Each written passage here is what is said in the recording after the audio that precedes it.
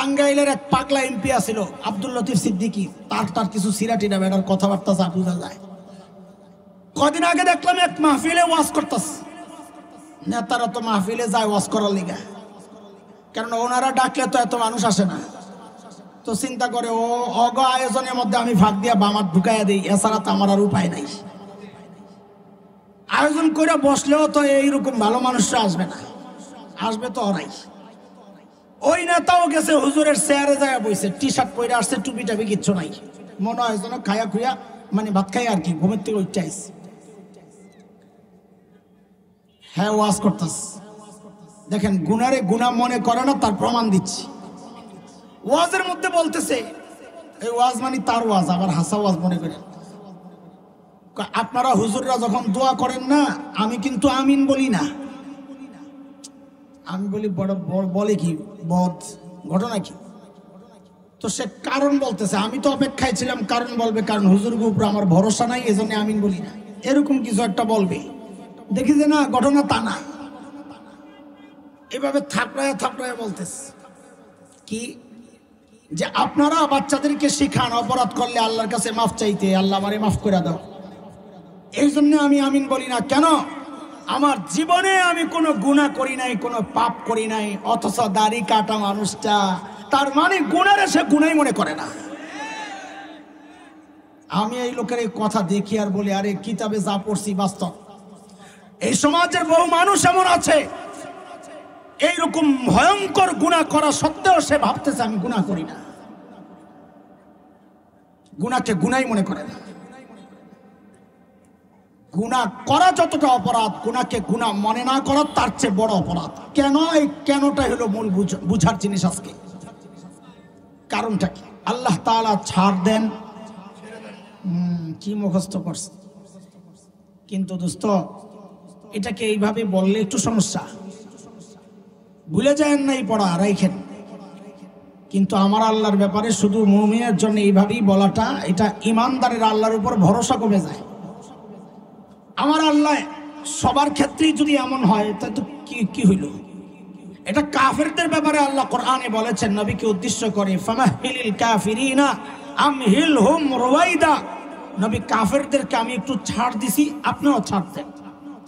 কিন্তু ইমানদারদের ব্যাপারে আল্লাহর কথা সবার ক্ষেত্রে এমন না, সব গুনার ক্ষেত্রে এমন না। আল্লাহ বলেছেন এক নম্বর, ওয়ায়াফু আন কাসীর, আমি বহুজনকে তার বহু গুনাহ এমনি মাফ করে দেই। এই জন্য আজকে নতুন আরেকটা পড়া মুখস্থ করেন আমার সাথে, বলেন আমার আল্লাহ ছাড়ও দেন ছেড়েও দেন। বলেন বলেন, নতুন পড়া মুখস্থ করেন। আমি জানি একটু বাধা বাধা লাগবে, কিন্তু মুখস্থ করেন, ঠকবেন না। এই নতুন পড়ায় ঠকবো না, আমরা জিততেছি, কোরআন বলতেছে। বলেন তো সবাই, আমার আল্লাহ ছাড় দেন, বলেন ছাড় দেন। এটা কি আমাদের ঠকার কথা না জেতার কথা? হ্যাঁ, তো জিতার কথাটারে পাশ কাটায় আমি কেন একটা মুখস্থ করলাম যে আমার আল্লাহ ছাড় দেন কিন্তু ছেড়ে দেন না। ইমানদারদের ব্যাপারে আল্লাহর কথা এমন না। ইমানদারদের ব্যাপারে আল্লাহর কথা হচ্ছে আমি ছাড়ও দেই, বহু গুনাহ আমি ছাইড়াও দেই। কয় রকম গুনার আলোচনা আজকে করব বলেছি? বলেন বলেন, মুখস্থ করেন। কয় রকম? একরকম হচ্ছে বহু গুনাহ আল্লাহ বলেছেন আমি ছাড়ও দেই। আরেক রকমের গুনাহ আছে যেগুলো সম্পর্কে আল্লাহ বলেছেন নেক আমল করলে আমি ওই গুনাহগুলারে মুছে দিই। যেমন আল্লাহ বলেন, ইন্নাল হাসানাত ইউযহিবনাস সাইয়্যাত। বহু নেক আমল আছে এমন যেগুলো বহু গুনাহকে সরায়া দেয়, আমল নামা থেকে মিটায়া দেয়, মুছে দেয়। সুবহানাল্লাহ। যেমন একটা হাদিস আপনাদেরকে শোনাই, নবী আলাইহিস সালাম বলেছেন, মান হাজ্জা লিল্লাহ ফালাম ইয়ারফাস ওয়ালাম ইয়াফসুক রাজাআ কায়াউমিন ওয়ালাদাতহু উম্মুহ। নবী বলেন, কেউ যদি আল্লাহর জন্য হজ করে, কার জন্য? আবার বলেন তো, হজ কি আল্লাহ ছাড়া কারোর জন্য করে নাকি? তো এই বাড়তি কথাটা নবীর বলার দরকার কি? কেউ যদি আল্লাহর জন্য হজ করে, বোঝা গেল ঝামেলা আছে, কেউ কেউ আল্লাহ ছাড়াও হজ করে, নাইলে বাড়তি কথা নবী বলতেন না। অনেক মানুষ আছে এই সমাজের যারা নিজের জন্য হজ করে। বলে নিজের জন্য হজ মানে কেমনে বুঝলেন? কারণ আমরা দেখেছি হজের আগেও দাড়ি কাটতো, হজের পরে আইসাও কাটে। হজের আগেও দুর্নীতি করতো, হজের পরেও আইসা করে। হ্যাঁ, খালি একটু সিস্টেম পাল্টাইছে। হজের আগে ডাইরেক্ট নিত, হজের পরে ড্রয়ারটা খুলে দেয়, আমি ঘুষের টাকা ধরি না, এখানে দেন। বুঝলেন নেই? হজের আগেও সন্ত্রাসী ছিল, হজের পরেও সন্ত্রাসী। হজের আগেও ঘুষ খাইতো, সুদ খাইতো, হজের পরেও খায়। পরিবর্তন নাই, শুধু নামের পরিবর্তন। বলে কি, আগে আসিল সন্ত্রাসী, হজের পরে এখন হয়েছে আলহাজ সন্ত্রাসী। আগে আসিল ঘুষখোর, হজের পরে এখন আলহাজ ঘুষখোর। ঠিক আছে না কথা? এই সমস্ত মানুষের হজ আল্লাহর জন্য না, করেছে নিজের জন্য। নামের সাথে হাজি লাগাইব, পাবলিক ধোকা খায়া ভোট দিতে যাইব। এই পাবলিকটা ধোকা দেওয়ার জন্য এরা হজে যায়, এরা ঘুরতে হজে যায়। নিজের হারাম টাকাকে মনে করছে একবার হজ করে বৈধতা দিয়ে দিব, এই সমস্ত কারণে তারা হজে যায়। আল্লাহকে খুশি করার জন্য হজে যায় না। নবী বলেন, মান হাজ্জা লিল্লাহ, যে ব্যক্তি আল্লাহর জন্য হজ করে, যেই হজের মধ্যে যায় আসে কোনো অশ্লীল কাজে জড়ায় নাই, গুনাহ করে নাই, সে যখন হজ থেকে বাড়িতে আসে, ওই হজ এত দামি আল্লাহর কাছে, সে যখন বাড়িতে আসে এতটা পবিত্র হয়ে যায়। নবী বলেন, আজকে তার মা জন্ম দিলে সে যেমন নিষ্পাপ থাকতো, একজন প্রকৃত হজকারী বাড়ি ফেরত আসলে ওই রকম নিষ্পাপ আল্লাহ বানায়া দেন। নেক আমল গুনাহ মাফ করে, গুনাহ মিটায়, এই হাদিস দ্বারা প্রমাণিত। অনেক হাদিস আছে, আমি একটা শোনাইলাম, এটা আমার আলোচনার বিষয় না। কয় ধাপের গুনাহ আজকে আলোচনা হবে বলেছি? কয়টা গেল? মুখস্থ রাখা লাগবে তো। কয়টা গেল? দুইটা। এক, বহু গুনাহ আল্লাহ ছাড়ও দেন, বলেন ছাড়ও দেন। বহু গুনাহ আল্লাহ নেক আমলের দ্বারা মিটায় দেন। 3 নাম্বার, এক রকমের গুনাহ আছে যে গুনাহ সম্পর্কে আল্লাহ বলেছেন আমি ছাড় দিলেও ছেড়ে দিব না। ছাড় দিলেও, ও যেটা আপনারা মুখস্থ করছেন, আল্লাহ ছাড় দেন ছেড়ে দেন না, ওইটাও এক রকমের গুনাহ আছে। আচ্ছা আমাকে একটু বলেন তো, সংখ্যায় হিসাবে বলেন। 1 নাম্বার, বহু গুনাহ আল্লাহ এমনি মাফ করে দেন। 2 নাম্বার, বহু গুনাহ আল্লাহ নেক আমলের দ্বারা মাফ করেন। 3 নাম্বার, বহু গুনাহ এমন আছে যেগুলো আল্লাহ ছাড় দেন কিন্তু ছেড়ে দেন না। আপনারা একটু বুঝে শুনে বলেন তো, এই 3 রকমের গুনার মধ্যে সবচাইতে ভয়ঙ্কর আমাদের জন্য বিপদের কারণ হইতে পারে কয় নাম্বার গুনাহ? কত নাম্বার? জোরে বলেন না। 3 নাম্বার গুনাহ, যার সম্পর্কে আল্লাহ আমাদেরকে বলেছেন আমি ছাড় দিব না, ছাড় দিলেও ছেড়ে দিব না। তাইলে এই গুনাহ যদি ভয়ঙ্কর হয়, তাহলে এই গুনাহটা চেনা দরকার কিনা, আমাদের বাঁচা দরকার কিনা? এটাই হচ্ছে আলোচনার বিষয় আজকে। যে গুনাহ আল্লাহ ছাড় দেন কিন্তু ছেড়ে দেন না, সেই গুনাহ চিনব, সে গুনাহ থেকে বাঁচার একটা ছোট্ট উপায় শিখব। ঠিক আছে? এটা আজকের পড়া আমাদের। আমি যে আয়াত পড়েছি শুরুতে সূরা বাকারার, এই আয়াতে আল্লাহ সে গুনাহ সম্পর্কে বলেছেন যেগুলো আল্লাহ ছাড় দেন ছেড়ে দেন।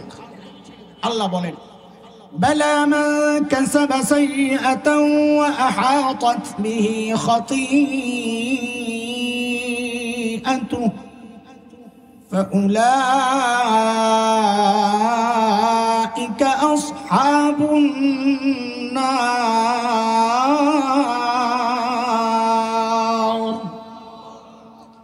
আল্লাহ বলেন যে গুনাহ বান্দাকে ঘিরে নেয়। মুফাসসিররা বলেন ঘিরে নেয় মানে যে গুনায় বান্দা ফেসে যায়, ছাড়তে পারে না। আরো সহজ করে বলতে হবে যে গুনাহ বান্দা নিয়মিত করে, ছাড়তে পারে না। কোন গুনাহ সেটা যেটা বান্দা নিয়মিত করে? সেটা আমার জন্য একটা হইতে পারে, আপনার জন্য আরেকটা হইতে পারে, তার জন্য আরেকটা হইতে পারে, তার জন্য আরেকটা হইতে পারে। কেউ আছে মিথ্যা নিয়মিত বলে, ছাড়তে পারে না। কেউ আছে সুদ নিয়মিত খায়, ছাড়তে পারে না।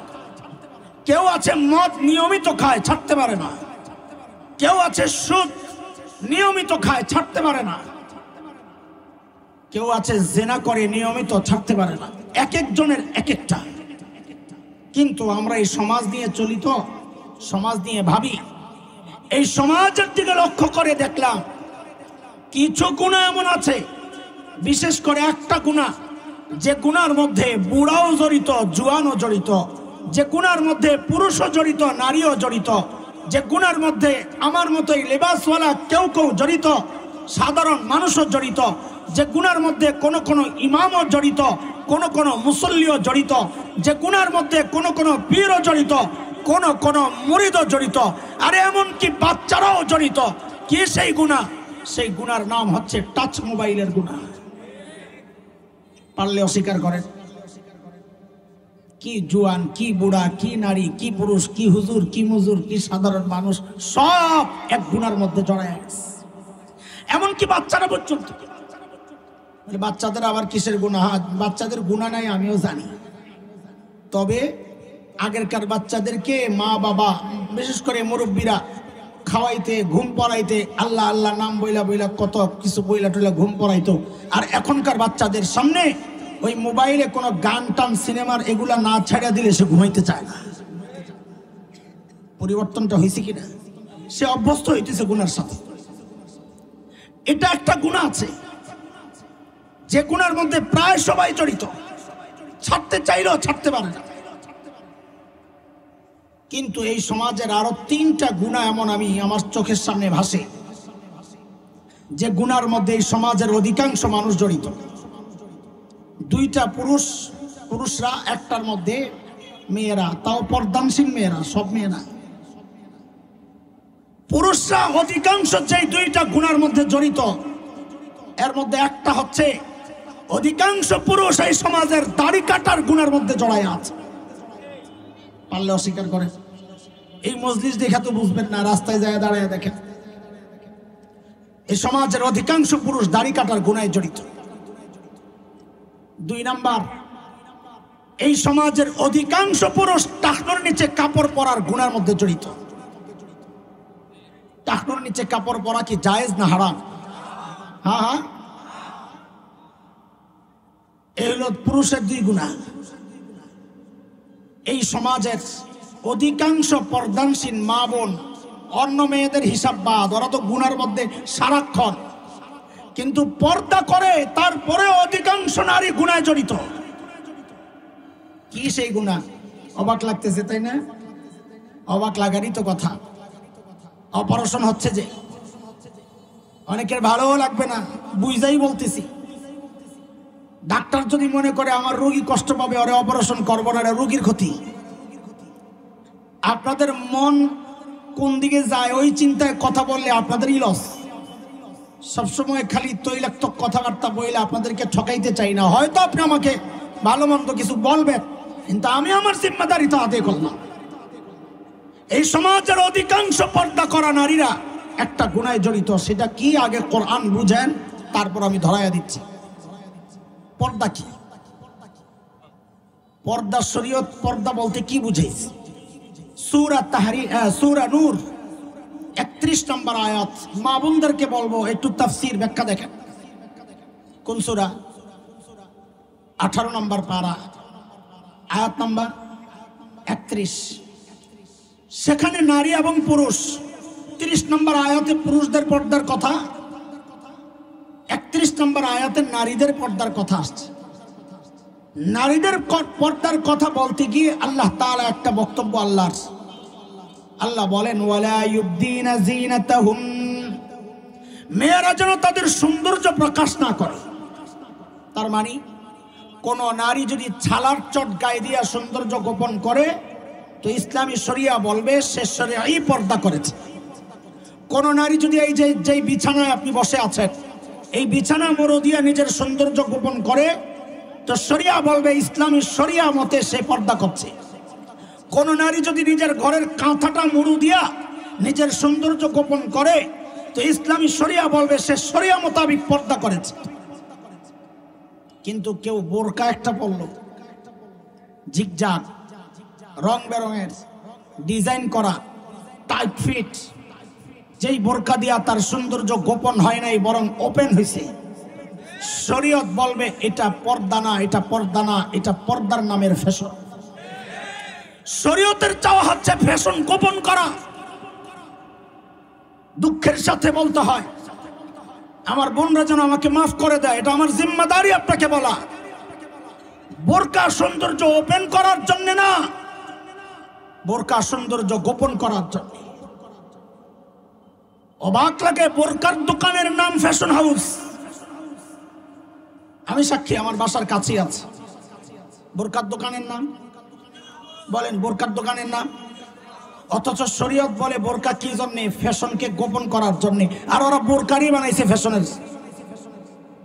শরীয়তের উল্টা দাঁড় করানো কিনা বলেন না আপনারা?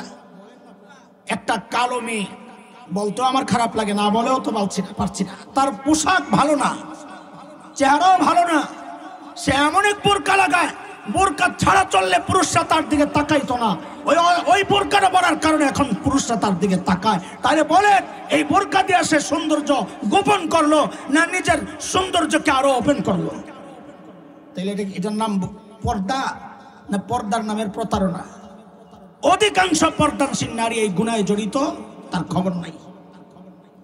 আমাদের দেশে কয়েক বছর আগের কথা, 5-6 বছর হবে বা আরো আগে হইতে পারে, কুমিল্লা ক্যান্টনমেন্টে একটা মেয়েকে ধর্ষণ করে হত্যা করা হয়েছিল। নাম মনে আছে কারো?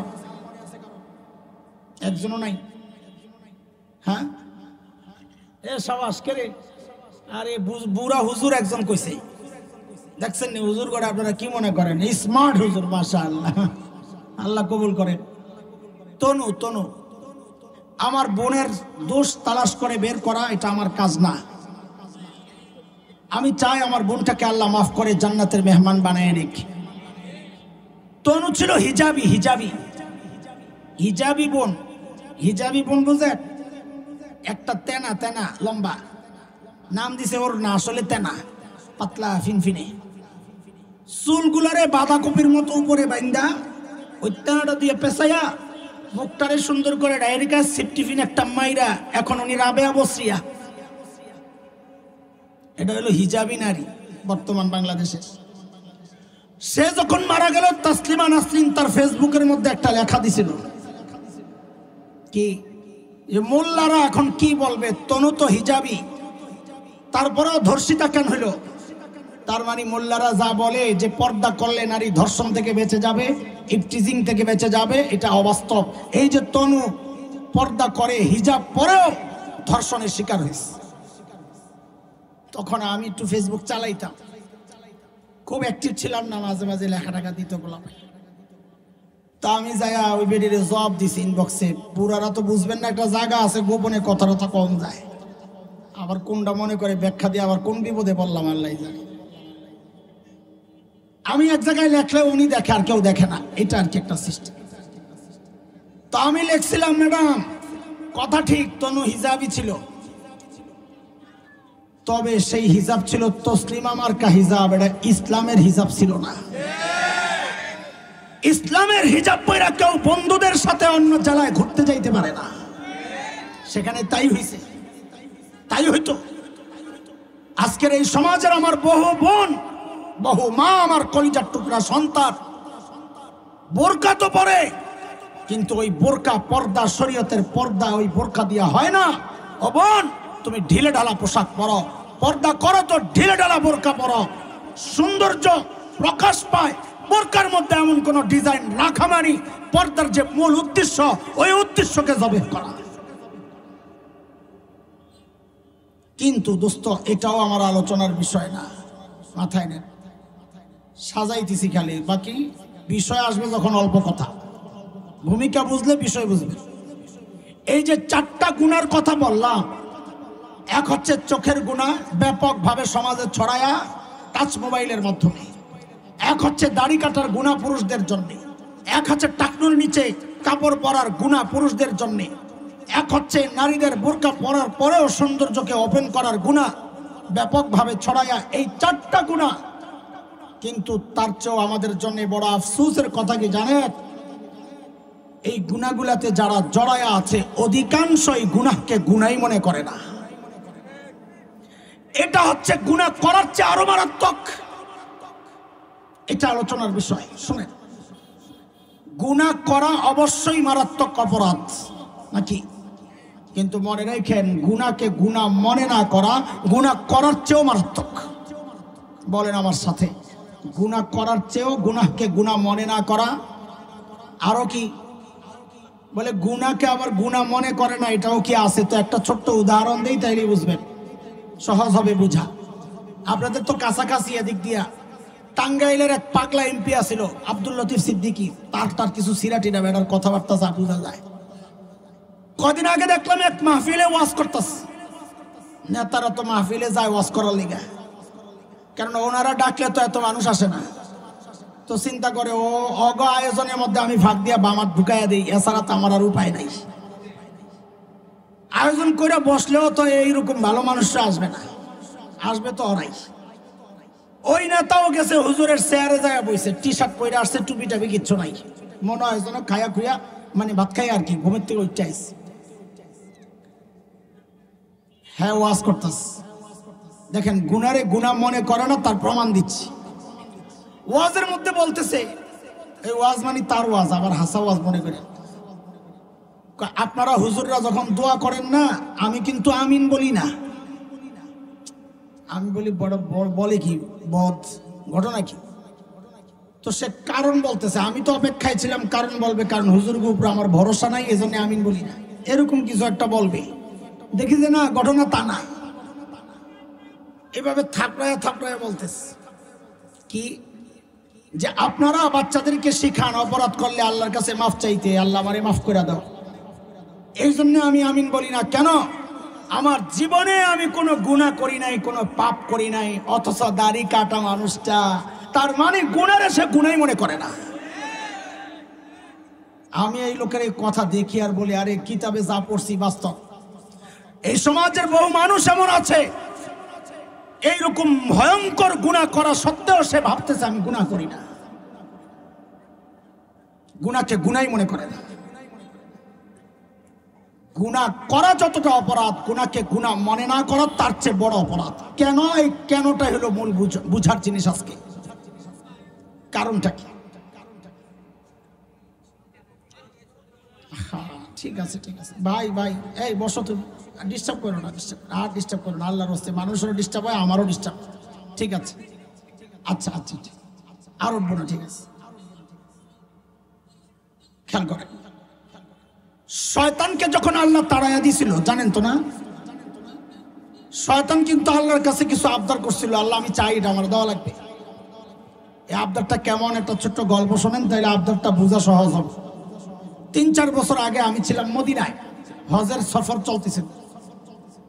তো মদিনা ইউনিভার্সিটির বাংলাদেশের কিছু ছাত্র আছে, ওরা এখানে লেখাপড়া করে, কিছু মানে বেশ অনেক ছাত্র।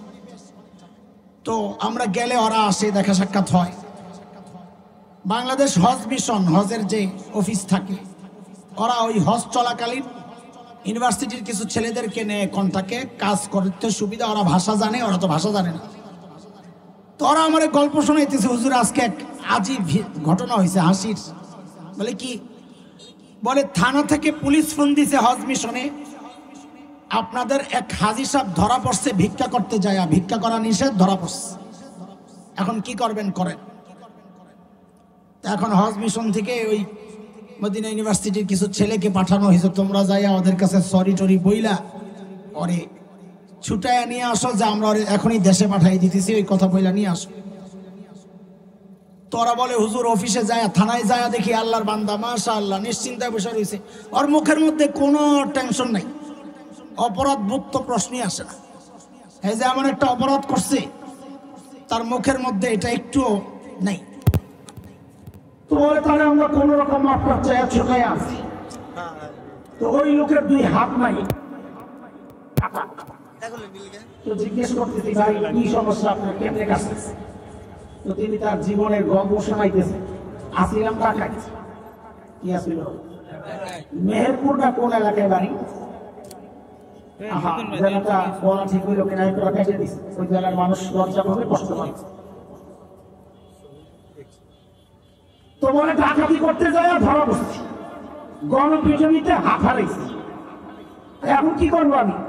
তো কি করে, হজের মৌসুম হইলে টাকা পয়সা জমায় আর সবচেয়ে কম টাকার একটা প্যাকেজে ঢুকে যায়। তো বলে পুরো হজের মৌসুম মক্কা মদিনা মিনা আরাফায় ভিক্ষা করি, মোটামুটি যা পাই আমার হজের খরচও হয়, এরপরে যা বাসে সারা বছর চলতে পারে। আল্লাহকে ভিডিও শিখাইছিলাম কে আবার নিয়ম কি বলে হক মিশনেও গাড়িটা বসাইছে, খেয়াল করেন। ওর লাগেজ টাগেজ যা ছিল যেখানে আইনা জমা করছে ওকে দেশে পাঠানো দেওয়া হয়, কিন্তু আল্লাহ বান্দার চেহারার মধ্যে কোন রকমের অনুতপ্ততার ছাপ নাই। সে যে একটা অপরাধ করছে সে অনুতপ্ত নয়। আমরাও অবাক হয়ে গেছি, এটা কেমন মানুষ। বলে এরপর তাকে যখন চূড়ান্ত এখন পাঠায় দেওয়া হবে, রিটার্ন টিকিট আসা বসছে, তখন বলে জালেম বলে কি জানেন, অফিসারকে বলে স্যার আমাকে কি দেশে পাঠিয়ে দিলেন? হাতে পাঠাবো, নিজেই কাজ করছো। আল্লাহ বান্দা বলে স্যার আমার দেশে পাঠিয়ে দিবেন, আপনারা আমার কিছু দিবেন টিবেন না। তোরা তো চেষ্টা দেওয়ার দরকার ছিল, চেষ্টা উল্টা হ্যাঁ আমার কিছু দিবেন টিবেন না, খালি যাবো না। ঠিক শয়তানকে যখন আল্লাহ তাআলা বলছে তুই বাইর, তাড়ায় দেওয়ার সিদ্ধান্ত হয়ে গেছে। শয়তানও ঠিক তখন ওই বেটার মতোই বলছিল আল্লাহ আমার যে বিদায় করে দিবেন, আমার কিছু দিবেন দিবেন না। আল্লাহ বলে তোর কি লাগবে? তো শয়তান তিনটা আবদার করতে বলে, কয়টা? নাম্বার 1, রব্বি আনজিরনি ইলা ইয়াউমি ইউবআসুন। আল্লাহ পুনরুত্থান দিবস পর্যন্ত আমি হায়াত চাই, আমাকে সুযোগ দেন। তো আল্লাহ বলেছেন যা ইন্নাকা মিনাল মুনজারিন, তোকে সুযোগ দেওয়া হইল যা। শয়তান এবার দ্বিতীয় আবদার, আল্লাহ সুযোগ তো দিছেন, এই লম্বা টাইম আদমের তো সন্তান হবে, কত সন্তান হবে, আমি একা যখন ডাক দিব আর খেলা হবে তোর সব দিয়ে আমি একা কেমনি পড়াবো, আমারও কিছু কর্মী টর্মী দেবে, মানে আমারও সন্তান দেয় না। তো আল্লাহ বলে যা তোরও সন্তান হবে তা। শয়তান বলে আল্লাহ শেষ একটা আবদার কি? বলে বাহিরের থেকে তো সবসময় ধোকা দেওয়া যায় না, আমাকে যদি বনি আদমের ভিতরে ঢুকে একটু সুযোগ দিতেন যে ধোকা দিতে পারি, রগে রগে দৌড় দিতে পারি। তো আল্লাহ বলেন যা তোকে সেই সুযোগটাও দেওয়া হয়। নবী আলাইহিস সালাম বলেন ইন্না শাইতান ইয়াজরি মিনাল ইনসান মাজারাদ দাম, শয়তান মানুষের রক্তে রেশায় রেশায় রগে রগে যায়। ঢুকে কোন দিক দিয়া? শয়তান মানুষের ঢুকে কোন দিক দিয়া? এত ফাঁক একটা বইলে লিখতে হয়, সেদিক দিয়া জানেন না। মাশাআল্লাহ, না জানলে চুপ থাকাই ভালো। একজন জানেন কি জানি বলতে বলতে চায়, আবার দৌড়ায়, আবার পিছায়, আবার একটু বলেন, জানলে বলেন। পশমের গোড়া দিয়ে রক পাইব কই? মুখের সাথে তো রগের সম্পর্ক। শয়তান ঢুকে শাহরত, স্পাইনাল কর্ড যেটা, মূল রগ যেটা, হাত নীলের পিছনে মধ্য আঙ্গুলি যেখানে যায় লাগে, ঘাড় কাঁধ এর মাঝখানে, ওই দিক দিয়ে শয়তান ঢুকে। আমার নবীকে আল্লাহ শয়তান থেকে বাঁচানোর জন্য, যেন শয়তান ভিতরে ঢুকতে না পারে, এই জন্য আমার নবীর ঠিক ওই জায়গায় আল্লাহ মোহরে নবুয়ত লাগায়া দিয়েছেন একটা সিল, এই জন্য ওদিক দিয়ে শয়তান ঢুকতে পারে না। শয়তান কয়টা মঞ্জুর করাইছে বলে না কথা, জোরে বলেন না। কার কাছ থেকে? শয়তান কিছু লাগবে তার এই আবদার পেশ করছে কার কাছে? মঞ্জুর হয়েছে বলেন না। তো শয়তান চাইছে কার কাছে? তুমি না শয়তানের চেয়েও খারাপ। শয়তান মূর্ত কিছু চাইলে আল্লাহর কাছে চাইতে হয়, কিছু মঞ্জুর করাইলে আল্লাহর কাছ থেকে মঞ্জুর করাইতে হয়। আর তুমি যারা মঞ্জুরের জন্য যাও খাজার কাছে আর বলার কাছে আর কবর ওয়ালার কাছে, তুমি শয়তানের চেয়ে খারাপ। না বুঝেন নাই কথাটা? যারা কবর ওয়ালার কাছে যায় চায় ও কি? শয়তানের চেয়ে খারাপ। বলেন এটা সাহস করে বলেন, ডরেন না।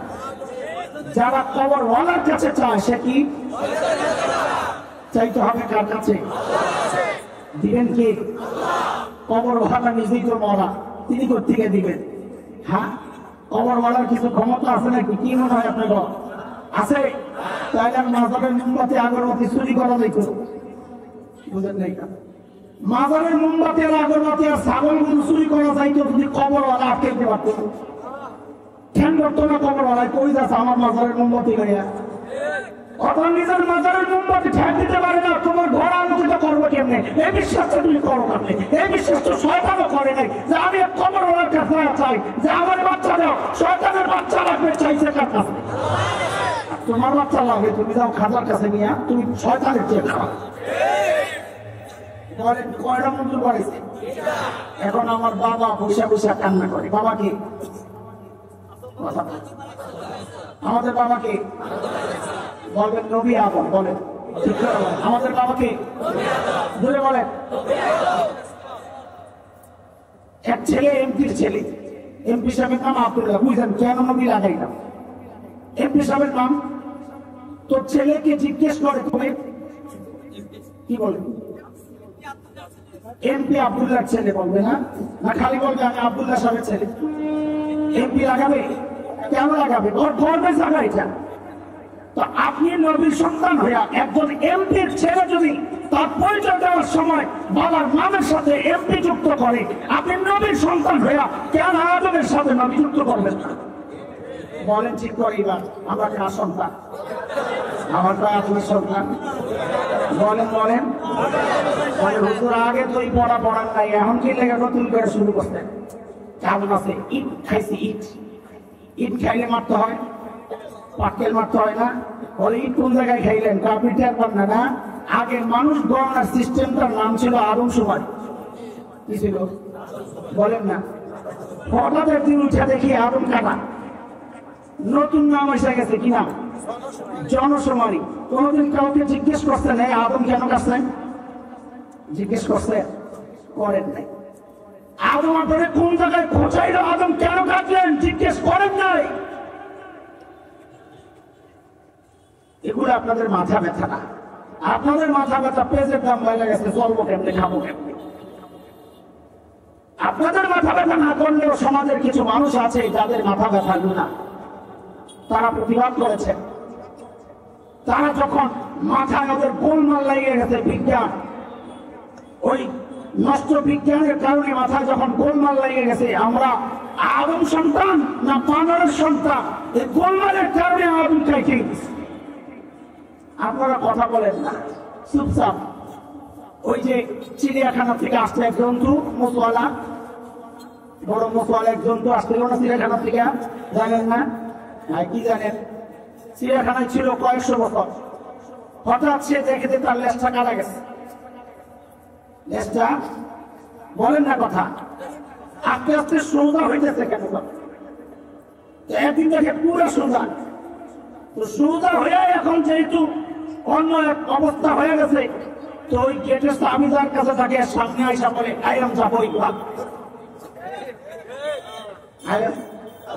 আগে আসলো কথা বলে, আমার কথা না, ওর কথা, ও নিজের কথা। ও আগে বানর ছিল, ও নিজে বলেছে আমরা বানরের সন্তান, আমরা জন্ম থেকে আসি নাই, আমরা নবী আদমের সন্তান, আমরা জান্নাত থেকে আসছি।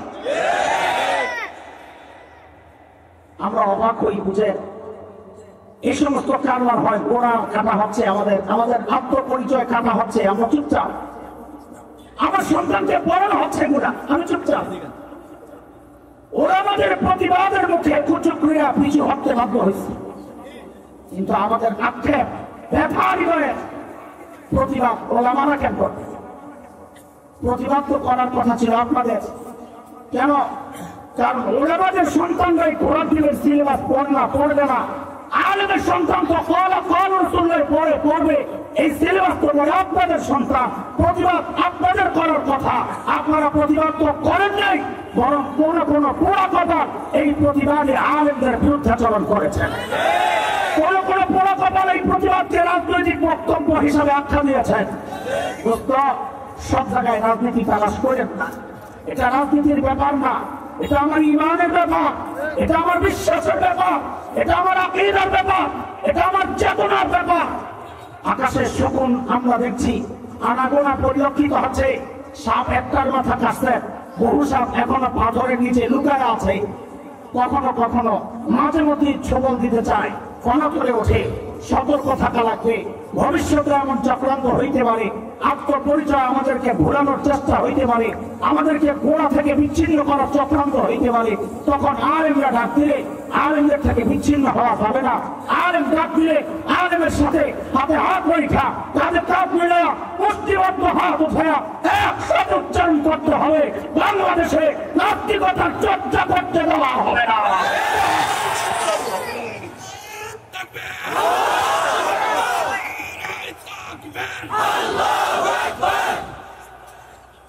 মনে আসেনি পিছনের কথা, ভুলে গেছেন।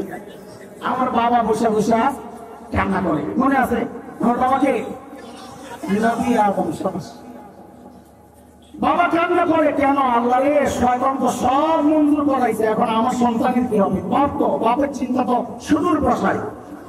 বাচ্চারা চিন্তা করে না, বাপ একটাকে পছন্দ হয়েছে, পাগল হয়ে গেছে, বিয়ে করবো। বাপে দেখছে ওর মা ওর বাপের জীবনটারে জাহান্নাম বানাই দিচ্ছে, তুই বিয়ে করলে তোর জীবনে জাহান্নাম। হ্যাঁ, কি বুঝে না? নগদ চাই, নগদ। ভবিষ্যৎ ভাব চিন্তা করে ভবিষ্যৎ। আমার বাবা বসে বসে কান্না করে, আল্লাহ আমার কি হবে, আমার সন্তানের কি হবে? আমারও কিছু জ্ঞান তৈরি শয়তানকে দিলেন, আমারও কিছু দেন। তা আল্লাহ বললেন, যান আপনারও দিলাম একটা। কি বলে? আপনার সন্তান নেকি করবে একটা, আমি উঠায়া দিব 10টা। গুনাহ করবে একটা, দিব একটা। মান জাআ বিল হাসানাহ ফালাহু আশরু আমসালিহা ওয়া মান জাআ বিস সাইয়্যাহ ফালা ইউজজা ইল্লা মিসলাহা। বলেন, নেকি একটা উঠবে কয়টা? গুনাহ একটা উঠবে কয়টা?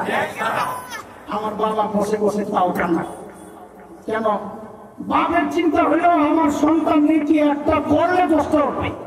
ও যে অবস্থা, ও তো সারাদিন বলবে ফেসবুক টিপবে, নেকি করবো বলছে। বুঝেন নাই কথা? একটা করলে না 10টা, না করলে বলে না করলে আল্লাহ বলছেন না করলেও দিয়ে দিব। একটা করলে কটা হবে? না করলে নাই, না করলে। কিন্তু গুনাহ তো ছাড়বে না, তো গুনাহ কন্টিনিউ চালাবে। ফজরের নামাজ না পড়লে কি হয়েছে? 3টা পর্যন্ত মোবাইল তো ঠিক চালাই। ঠিক কথা বলতে তোর তো সমস্যা না, সমস্যা হলো রাতে তারা চুরি করতো। ওই বেলা রাতে তারা চুরি করতো, সেই ঘরে যাই চুরি করতে, তুই দেখে ঘুমাইছিলি মানুষগুলা দেখে না, কেউ না কেউ আল্লাহর বান্দা, কেউ না কেউ আছে আসমানের দিকে মনোযোগ দিয়ে শুয়ে দিচ্ছে। ঠিক নেই কথা না? আল্লাহ আমার ঠিক হয়, সব দেখা। আল্লাহ তাআলা দেখছেন, আরে আমার বান্দা আদম তো বড় টেনশনই পড়ে গেছে সন্তান নেয়া। তো আল্লাহ দ্বিতীয় সুযোগ দিতে না, একটা দিলাম। কি সেটা? বলে আপনার সন্তান আমার বান্দা, শয়তান যেন কাছে ভিড়তে না পারে, আমি চারদিক থেকে ফেরেশতা দিয়া নিরাপত্তা বলয় তৈরি করব। কোরআনের কথা সূরা রাদের মধ্যে আসছে, লাহু মুআক্কিবাতুন মিন বাইনি ইয়াদাইহি ওয়া মিন খালফিহি ইয়াহফাযুনাহু মিন আমরিল্লাহ। নবী আলাইহিস সালাম বলেন, আমরা যেমন খাবার থেকে মাছি তাড়াই না, ফেরেশতারা আমাদের চারপাশ থেকে ওইভাবে শয়তানকে তাড়াইতে থাকে, দূর দূর দূর দূর করে। আমার বাবার তাও মন খারাপ। কেন মন খারাপ? আমার বাবার চিন্তা হইল, ফেরেশতা দিয়ে নিরাপত্তা দিবেন আপনি, এর চেয়ে নিরাপদ জায়গা জান্নাতে তো আমি নিজেই আসিলাম, তারপর তো ধরা গেছে। আমার বাবার চিন্তা ঠিক আছে না? কারণ শয়তান তো কাছে যাওয়া লাগে না, এর হাতে তো রিমোট কন্ট্রোল আছে, এখানে প্যানেল পাল্টায়। অস্ত্রতা মানে কি? Remote control. আগে তো অস্ত্রতা বুঝাইতে পারতাম না, যে শয়তান দূর থেকে ধোকা দেয়, দূর থেকে আবার কেমনে ধোকা দেয়। এখন রিমোট আসার পর এমন বুঝানো সহজ। রিমোট টিপ দিলে যেমন চ্যানেল পাল্টায়, শয়তানও খালি চ্যানেল পাল্টায়। দেখছে জিনা করে হঠাৎ কিন্তু অবাক হয়ে গেছে, শয়তান তো এই চ্যানেল চলবো না, সুদের চ্যানেলে দিছে, সুদ খাওয়া শুরু করছে, অস্ট্রেলিয়া সুদের থেকে তো অবাক করছে, শয়তান করে চলবো না, দিছে ঘুষের চ্যানেলে ঠিক, ঘুষ চলবো না, দিছে মদের চ্যানেলে ঠিক, শয়তান তো বলে না খালি চ্যানেল পাল্টায়। এই জন্য বেশি দরকার ইন্ডিয়ান চ্যানেল আগে বন্ধ করা। ঠিক তো কথা, তো আমার ঘুরনি কোন কোন চ্যানেল আছে। শয়তানে রাখছি তোরা না দেখলে বেটা এরা তো না খেয়ে পড়বো। কদিন খুব মস্তানি দেখাইছে, বাংলাদেশে করে ঢুকতে দেবো না, হাসপাতাল সার্ভিস বন্ধ, ওই সার্ভিস বন্ধ, এমন বলে কয় ডিসকাউন্ট। এমন কি কয় এখনো বাথরুম নাই, রাস্তার পাশে হাঁটো, আবার আম করে হুমকি দাও। গেছিলাম আমরা ভারত সফর গেছি করতে, দেওবন্দে সারা ট্রেন চলছে, কি চলছে না চলছে বুঝতে নাই, ঘুমাইছি গোয়া। সকালবেলা উঠা দেখি হায় কোদা, জানালার কাছে যাওয়া যায় না, লজ্জায়। রেল লাইনের পাশে সব লাইন ধরে বয়ে রয়েছে, মতো একটা বুঝছেন কথা। বেডা বেডি জুয়ান বুড়া পোলা পাই সব লাইন ধরা মাথা নিচের দিকে, কারো মাথা উপরে নাই, কত আছে চরম আছে না, সব আছে মাসাল্লাহ, সব মাথা নিচের দিকে দিয়ে কাম সারতেছে, সব লাইন ধরে এক লাইন। এরা আবার আমাদেরকে সভ্যতা শেখায়, অসভ্য কথাটা। আমার বাপে বয়ে বয়ে কান্দে, আল্লাহ দেখছে হারে আমার বান্দা আরো বেশি পেরেশান সন্তান রেলে। তো আল্লাহ জানাই দিচ্ছেন, যান আমার কাছে একটা স্পেশাল রাখছিলাম, ওটাও আপনি দিয়ে দিই, যান জানাই দেন। বলে কি? বলে সেটা হইলো আমার বান্দা আপনার সন্তান গুনাহ করবে করবে করবে করবে করতে করতে করতে করতে জীবন পর শেষ সময়ও যায় যদি বলে ও আল্লাহ আমি ভুল করছি, আর করবো না, আমার মাফ করে দাও, তো আমি ওর জিন্দগি সব গুনাহ মাফ করে দেব। কয়টা কয়টা আরে কয়টা মাফ করবে? ধরে বলেন গুনাহ করতে 50 বছর, সব গুনাহ একবারে মাফ কেমনে? ওটাও আগে বুঝাইতে পারতাম না, মোবাইলে অল ডিলেট আসার পর এখন বুঝানো সহজ হয়ে গেছে। আমার তোমার হাতের বানানো কম্পিউটার মোবাইলে যদি অল ডিলেট অপশনে টিপ দিয়া সব ডিলেট করা যায়, তো আল্লাহ আমার গুনার ফাইলের মধ্যে অল ডিলেটে টিপ দিয়া সব গুনাহ মুছতে পারেন কি পারেন না? আল্লাহু আকবার। তুমি চাও না, তুমি বলো না যে আল্লাহ আমার অল ডিলেটে টিপ দেন। ওই যে কম্পিউটার আর ইন্টারনেটের ভাষা হইল অল ডিলেট, শরীয়তের ভাষা হইল তওবাতুন নাসুহা। কি তবে নাসুহা? বাংলা তর্জমা অল ডিলেট। সহজ কথা, ওটা কিছু করি না, আমি দেখি আল্লাহ আল্লাহ আল্লাহ আল্লাহ। আদমকে যখন আল্লাহ 3 অপশন দিতেন যে সব মাফ, শেষেরটা কি বলে না? শেষেরটা কি অল ডিলেট? শেষেরটা কি? এইবার শয়তান লাভ দিয়ে দাঁড়াইছে, আল্লাহ নাকি যদি আপনি সব মাফ করে দিবেন তো আমার ওই 3 শুধু দিয়েছেন কোন কামে লেগে, আমি ওইটা কি করব? বুঝেন নাই কথা? শয়তান এত মাথা উড়ে গেছে, তো আমার এত ছোটে কি জন্য দিচ্ছেন? যদি সব মাফই করবেন তা আমি সারা জিন্দগি মেহনত করে আমার জীবন পাপ, শেষে আপনি দিবেন মাফ করে তো লাভ নেই। শয়তান তো বাটপার কম না, না চালাক? চালাক না বাটপা? হ্যাঁ কোন বাটপা? ওরে বাটপা সাবাস। তুমি ধরছো হেলিকপ্টার, মানুষ বলে ওরে বাটপার।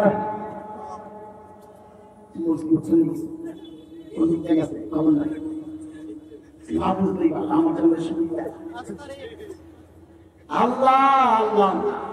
শয়তান কয় আল্লাহ শুনে আপনি আপনার বান্দা তওবা করলে সব মাফ করে দিবেন তো? ঠিক আছে, আমরা চ্যালেঞ্জ হিসাবে নিলাম একটা বিষয়। বলে কি? বলে তওবা করলে তো মাফ করবে, আমিও আপনার বান্দাকে দিয়া এমন গুনাহ করাবো যেন সে তওবা না করে, যেন সে মহাকিক ওলামারা তো পেরেশান হয়ে গেছেন। আরে ওই গুনাহ কোনটারে যে গুনাহ বান্দা করে কিন্তু তওবা করে না, খুঁজতে খুঁজতে খুঁজতে খুঁজতে বের হয়েছে ওই গুনাহ কোনটা, ওই যে পিছনে রেখে আসছি। ওই গুনাহ হইল যে গুনাহ মানুষ করে কিন্তু গুনারে গুনাহ মনে করে। গুনারে আগে বলেছি গুনাহ করার চেয়ে গুনাহ যতটা ভয়ঙ্কর, গুনাহ অবশ্যই ভয়ঙ্কর, আল্লাহর নাফরমানি, কিন্তু গুনাহকে গুনাহ মনে না করা তার চেয়ে বেশি ভয়ঙ্কর। কেন?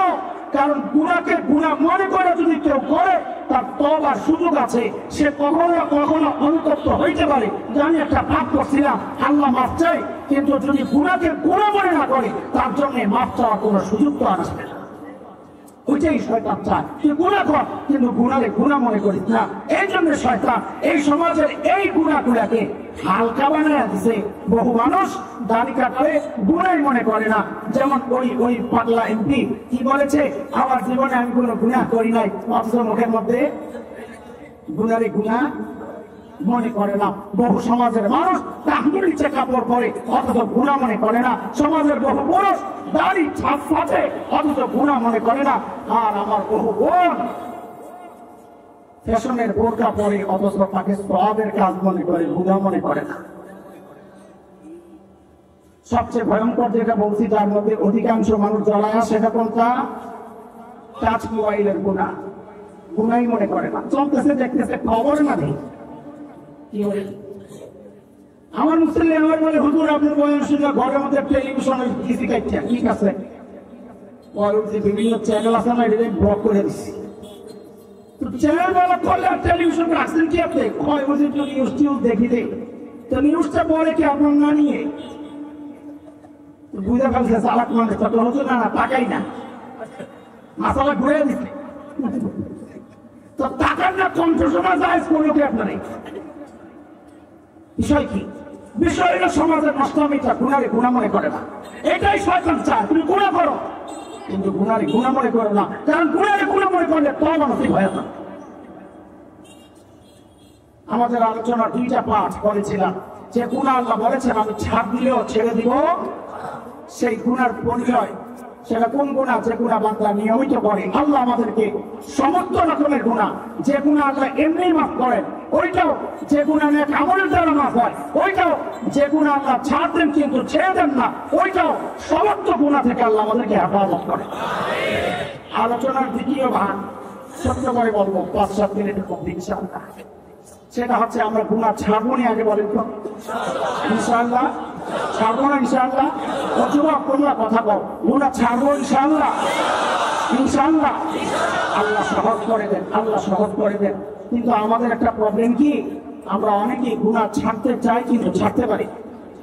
তো আজকে তোমাদের ভাই হিসাবে বলো, বাবা হিসাবে বলো, চাচা হিসাবে বলো, বা মুরব্বীরা যদি নিজেদের সন্তান মনে করেন, আপনাদের একজন হিতাকাঙ্ক্ষী, আপনাদের একজন মহাব্বতের মানুষ হিসাবে আমাদের বড়দের শেখানো একটা পদ্ধতি, যারা বড়রা আমাদেরকে শিখাইছেন, আপনাদেরকে আমরা শোনানো যাই যে এইভাবে চললে, এই চিন্তাটা লালন করলে ইনশাআল্লাহ গুনাহ থেকে বেঁচে থাকা সহজ হয়ে যাবে।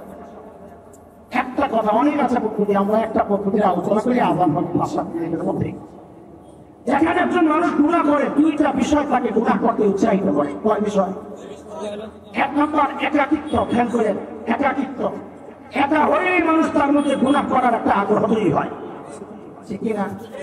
তার এই ভাবনার বিরুদ্ধে আল্লাহ জবাব দিচ্ছেন, আর তুই একা করতে গেলে ও হুয়া মাআকুম আইনামা কুনতুম, বান্দা তুই যেখানেই থাকো, কেউ না থাকলে আমি আল্লাহ কিন্তু আছি। দুই নম্বর যে চিন্তাটা মানুষকে গুনাহ করতে উৎসাহিত করে, সে যখন ভাবে আমাকে কেউ দেখে না, গুনাহ করার আগে এই ভাবনাও তাকে গুনাহ করতে আগায়া দেয়, উৎসাহিত করে।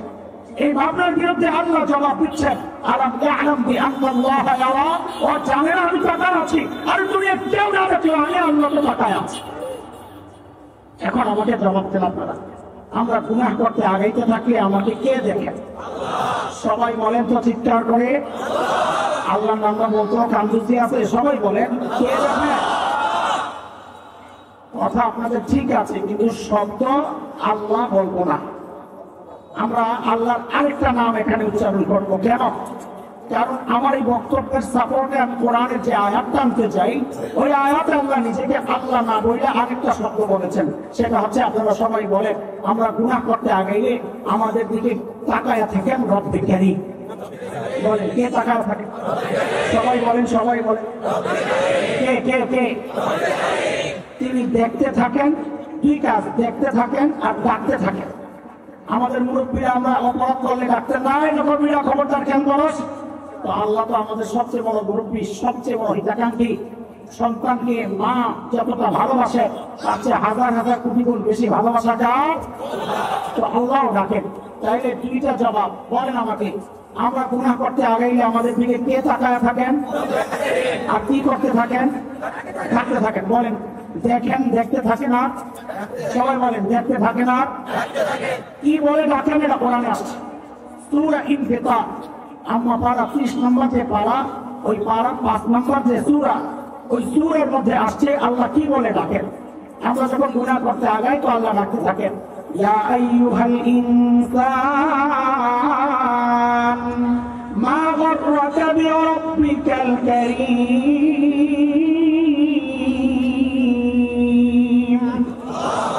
ও মানুষ, ওই কারীম রবের ব্যাপারে তোমাকে কে ধোঁকায় ফেললো, কার কাছ থেকে কে পেয়ে তুই কারীম রব হয়ে গেলা। দেখেন ডাক্তার ওজনটা কথা আমরা বুঝতে পারি নাই, কথা তো শুনলাম কিন্তু আমাদের মধ্যে কোনো ভাবান্তর নাই। কেন? ডাক্তার ওজনটা আমরা বুঝতে পারছি না। এই জন্য ডাক্তার ওজনটা কত ওজনেই ডাকে, একটু ছোট্ট একটা শব্দের ব্যাখ্যার মাধ্যমে কিছুটা আলোচনা করি আপনাদের সামনে। আমাদেরকে কে দেখতে থাকেন বলেন তো আবার।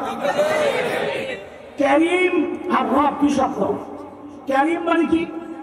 আরবিতে কারীম বলে ওই দাতাকে যিনি না চাইতেই দেন। না চাইতেই, একটু বলেন তো, এই চোখটা চায়া পাইছি না চায়া? কান, জিহ্বা, হাত পা, একবারে বলে ফেলেন না আমার শরীরের কোন অঙ্গটা আমি আল্লাহর কাছে চায়া পাইছি? বলেন কোনটা চায়া পাইছি? সব না চায়া? যেই সত্তা, যেই দাতা না চাইতেই দিচ্ছেন তাকে আরবিতে বলে কারীম। আল্লাহর একটা বিশেষ গুণ কারীম। আল্লাহ কি? রব বলেন যিনি দিয়ে তারপরে আবার এগুলো বাঁচায় রাখছেন, পালতেছেন। চোখটাকে ঠিক রাখছেন কে? রব। কে রাখছেন? আমার বাঁচায় রাখছেন কে? রব। আমাকে পালতেছেন। একসাথে বলতেছি রব্বে কারীম। আমাদের সবকিছু দিচ্ছেন কে? ডাক্তার মধ্যে কতটা মায়ার মহব্বত জড়ায় আছে একটু বুঝেন। আমাকে জবাব দিন তো আপনারা, আল্লাহ ছাড়া, রাসূল ছাড়া আমাদেরকে সবচাইতে বেশি ভালোবাসেন কে বলেন তো? একজনের নাম বলেন না। মারা এত মিনমিন করে বলেন কে দেবে ভাই? আমাদের যাদের মা নাই, আপনারা জোরে আওয়াজ করে বললে আমাদের কি শান্তি লাগে, এটা তো বুঝতে পারবেন না। মার ডাক শুনতেও তো মজা। বলেন বলেন সবচেয়ে বেশি ভালোবাসেন কে? এই এখন বললেন, আবার বলেন মজা লাগে কে? আরে মা। মার করে যাচ্ছে কত দরদ আর মায়া। এটা দুনিয়ার মা ছাড়া, মাকে যে আল্লাহ বানাইছেন, আল্লাহ ছাড়া দুনিয়ার কেউ বুঝবে না। আমি আমার বাচ্চাদের কি বলি, মা ছিল মা, মা ছিল ঘরে খাবার যা আছে, মা ওই মানুষ। যদি বুঝেন এই খাবার থেকে যদি একটু আমি খাই তো আমার বাচ্চাদের পেট ভরবে না। মা ওই মানুষ, নিজের পেটে ক্ষুধা থাকা সত্ত্বেও ওই মুহূর্তে একটা অভিনয় করে বলবেন কি, তোমরা খায়া নাও, আমার বমি বমি লাগতেছে, আমি খাবো না, আমি খাবো না, তোমরা খায়া নাও। অথচ ভোরের পেটটা চলতেছে, এর নাম মা। ঘরে আপেল আছে 3টা, বাচ্চাও 3টা। মা ওই মানুষ, ওই মুহূর্তে একটা অভিনয় করবে, তোমরা খায়া নাও, আম্মা এই আপেল টাপেল পছন্দ লাগে না, আহা তোমরা খায়া নাও। অত মন চাচ্ছে একটা কামড় আমিও দিই, কাপটার মধ্যে দিব, কে আবার নারাজ হয়, ছেড়ে দেয়। মা এই মানুষ। মাহফিল শেষে যখন বাসায় ফিরতাম রাত 2টা 3টা বা আরো ভোর, ঘরে ঢুকিয়ে দেখতাম বাচ্চারা ঘুমাইতেছে। ঘুমাবে, রাতে ঘুমাবে, এটা তো স্বাভাবিক। বউ ঘুমাইতেছে, স্বাভাবিক ঘুমাবি। কিন্তু একজন মানুষকে পাইতাম সব সময় জায়গা সজাগ, তিনি মা। কখনো জানালার কাছে আমার বাসায় 9তলা থেকে রাস্তার দিকে তাকায় থাকেন দাঁড়িয়ে দাঁড়িয়ে। কখনো জায়গা পাইতাম মোনাজাত কাঁদতেছে, কখনো যায় দেখতাম নামাজ পড়তেছে, কখনো ঘরের মধ্যে অস্থির পায়চারি করতেছে। তো চাবি থাকে, দরজা খুলে ঢুকি, কাউকে জাগাইতে হয় না। তো মাঝে মধ্যে যারা জড়ায় ধরে জিজ্ঞেস করতাম, মা ঘুমান না, ঘুমান না? কি বলতেন? আহারে কি বলতেন? বাবারে বাহিরে যতক্ষণ থাকো ঘুম তো আমার আসে না, ঘুম তো আমার আসে না। এজন্য আর এই জন্যই তো ওরা মা আর বাবার মাসআলা আলাদা করলেন। কি মাসআলা? কোন সন্তান যদি বাবা মার আগে মৃত্যুবরণ করে, মাসআলা হলো বাবা সন্তানের লাশের পেছনে পেছনে যেতে পারে, বাবা সন্তানের কবরেও নামতে পারে। কেন? বাবার কলিজায় কি মায়া নাই? বলে আছে। বাবা ও কবরে নেমে চিৎকার করে করে কান্না করবেন, দাফন করে চিৎকার করতে করতে উপরে উঠবেন, বাবাও কান্না করবেন। কিন্তু বাবাকে আল্লাহ ওই মনোবল দিতেন, ওই শক্তি দিতেন, সন্তানকে দাফন করে বাবা উপরে ওঠার মতো ক্ষমতা রাখে। কিন্তু কোন মায়ের জন্য সন্তানের লাশের পেছনে যাওয়া চলবে না। কোন মায়ের জন্য সন্তানের কবরে নামা চলবে না। কেন? কারণ দুনিয়ায় এমন কোন মা নাই যে সন্তানকে দাফন করার জন্য কবরে নামবেন, দাফন করে আবার সুস্থ অবস্থায় উপরে উঠবেন, এমন কোন মা জগতে নাই। সন্তানকে শোয়া নিজেও লাশ হয়ে শুয়ে পড়ে। ভাই, এর দুস্থ বন্ধু, একটু বুঝে শুনে বলেন তো, এই যে মা কই যায় এত মায়া দরদ, কারণটা কি? মা আমার একটা চোখ বানাইছেন, তাই না? বলেন বলেন, তো একটা কান বানাইছেন, এত মায়ার কারণ কি? আমার জিভটা বানাইছেন, কয়েকটা আঙ্গুল তো বানাইছেন। তো একবারে বলেন, সবাই বলেন, মা আমার শরীরে কি বানাইছেন যে এত মায়া? কি বানাইছেন? বলেন বলেন। কিছুই না, কিছুই না, কিছুই না। অল্প কয়েকদিন ভাড়াটিয়ার মতো পেটে ধারণ করেছেন, হওয়ার পরে লালন করেছেন, তাতেই মা কলিজায় এত মায়া। মা কিচ্ছু বানান নাই, মা কিচ্ছু বানান নাই, তাতেই মা কলিজায় এত মায়া। তাইলে যে আল্লাহ আমার চোখ বানাইছেন, ওই আল্লাহ কত মায়া। যে আল্লাহ আমার চেপা দিচ্ছেন, ওই আল্লাহর কত মায়া। যে আল্লাহ আমার হাত পাও দিচ্ছেন, যে আল্লাহ আমাকে এত এত নিয়ামত দিয়ে বাঁচায়, ওই আল্লাহর কত মায়া। এর জালিম কত মায়া তুমি বুঝো না যুবক। আমি তুমি যখন দরজা বন্ধ করে গুনাহ করি, আমার মালিকের কত মায়া। ভেতরে গুনাহ চলছে, ওই গুনাহ অবস্থায় আমার মালিক দরজার নিচে দিয়া বাতাস আর অক্সিজেন পাঠাইয়া দিচ্ছেন, যেন আমি ওইটা না যাই। আমি আপনি যখন গুনাহ করি না, এই কথাগুলো মনে করিয়ে দিয়ে দিয়ে মালিক ডাকতে থাকেন। ওই বলে, ইয়া আইয়ুহাল ইনসান মা গাররাকা বিরাব্বিকাল কারীম। আরে মানুষ, ওই কারীম রব করে সব দিল, সেই রব ভুইয়া তুই কাজ পেছনে ছুটতেছ। যে চোখ দিয়া তুই সিনেমা দেখছিস, ওই চোখ কিন্তু তোর নায়ক নায়িকা দেয় নাই রে। আমি কারীম রব দিছি, না চাইতে দিছি।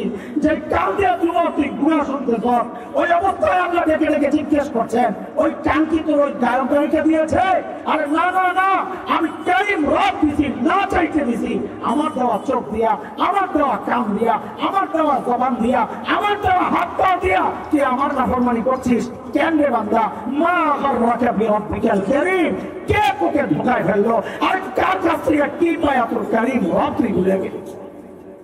বুজুর্গরা বলে, ঢাকের মধ্যে সূক্ষ্মভাবে আরেকটা কথাও উঠে আসে। বলে কি?